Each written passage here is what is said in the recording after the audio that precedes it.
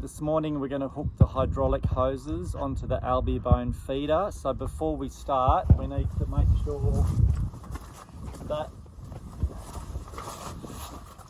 this yellow remote, the yellow bank, is in the float position, which is fully forward. You'll see that it's as far forward as it can go. The reason for that is that we're trying to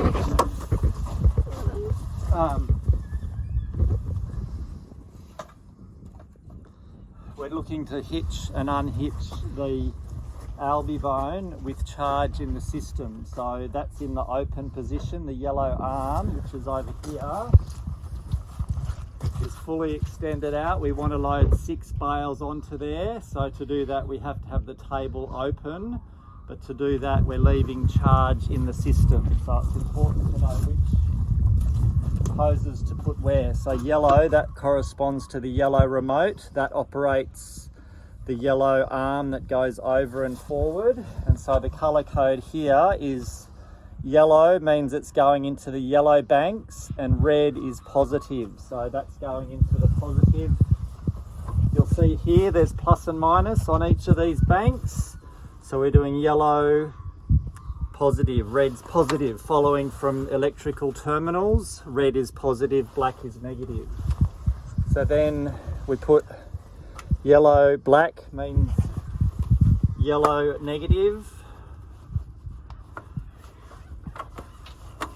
And so that locks in firmly. If that wasn't in the float position, we wouldn't be able to get that in.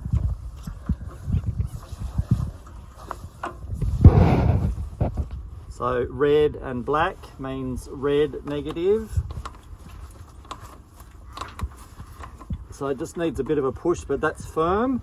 You'll know if you haven't got it in properly, the second you apply it, it'll push the hose out.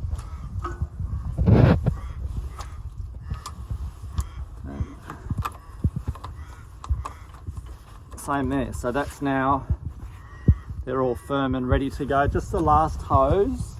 There is one more hose, which is the hydraulic brakes. We don't normally use it unless we're feeding out around the hills on the farm. So you can put that in, there's only one hose. You can put that in any of the green banks. So there's one more bank, which is green. It doesn't matter if it's positive or negative. To apply the brakes, you just pull the lever and that will lock up the wheels, but you don't want to be putting it in generally going around, because you can hit it accidentally and then the wheels lock up. So, and then to take them out, it's just the reverse. You just have to pull them like that and they should come out freely. And it's the same if you haven't got the float position in for the yellow one, you won't be able to take it out because it'll be really hard to get in or out. So that's the key, is remembering to use the float position, but then making sure when you're driving around that you put it back to the neutral. So I'll show you.